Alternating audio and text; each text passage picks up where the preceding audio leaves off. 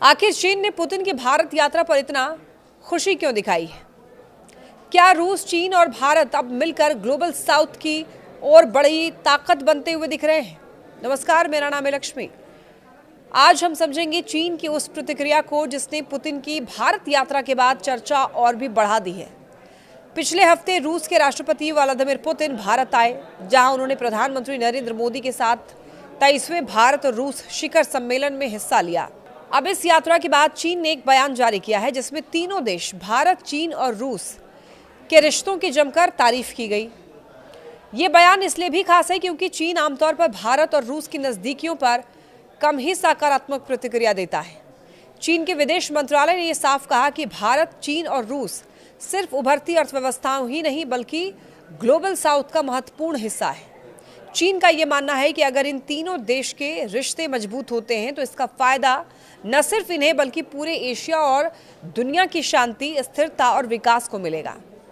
चीन के मंत्रालय के प्रवक्ता गुओ जियाकुन ने यह कहा कि बीजिंग, नई दिल्ली और मॉस्को के बीच बेहतर तालमेल क्षेत्रीय संतुलन के लिए बेहद ही अहम है। अब देखिए, पुतिन की यात्रा पर चीन की ये पहली आधिकारिक प्रतिक्रिया थी। भारत यात्रा से पहले पुतिन ने एक इंटरव्यू में कहा था कि भारत और चीन दोनों ही रूस के सबसे करीबी मित्र हैं और रूस इन रिश्तों को बहुत महत्व देता है। चीन ने इस बयान का स्वागत किया और ये कहा कि वो रूस और भारत दोनों के साथ मिलकर बेहतर त्रिपक्षीय संबंधों के लिए काम करने को तैयार है। चीन का ये रवैया इसलिए भी दिलचस्प है क्योंकि पिछले कुछ सालों से भारत चीन रिश्ते पूर्वी लद्दाख की 2020 वाली झड़प के बाद से तनावपूर्ण रहे हैं। लेकिन अब चीन ये संदेश देना चाहता है कि वो भारत के साथ लंबी अवधि के स्थिर रिश्ते बनाने के लिए इच्छुक है।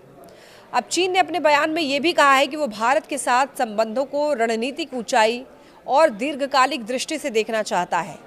यानी बीजिंग ये दिखाना चाह रहा है कि सीमा विवाद एक अलग मुद्दा है, लेकिन बड़े स्तर पर दोनों देशों को साथ काम करना चाहिए। तो चीन का कहना है कि वो भारत के साथ मजबूत सहयोग को आगे बढ़ाने और एशिया में शांति और समृद्धि बढ़ाने के लिए तैयार है। पुतिन की यात्रा से चीन की दिलचस्पी इसलिए भी थी क्योंकि रूस और चीन के रिश्ते पहले ही बेहद मजबूत हैं। रूस पर अमेरिका और पश्चिमी देशों का दबाव बढ़ने के बाद चीन उसका सबसे बड़ा ऊर्जा खरीदार बन गया है और इसी वजह से चीन ने पुतिन की भारत यात्रा को बहुत ध्यान से देखा। चीनी मीडिया, खासकर के शिन्हुआ ने पुतिन के उन बयानों को खूब कवर किया जिसमें उन्होंने भारत के रूसी तेल खरीदने की आलोचना करने वाले अमेरिकी आरोपों को झूठा बताया था।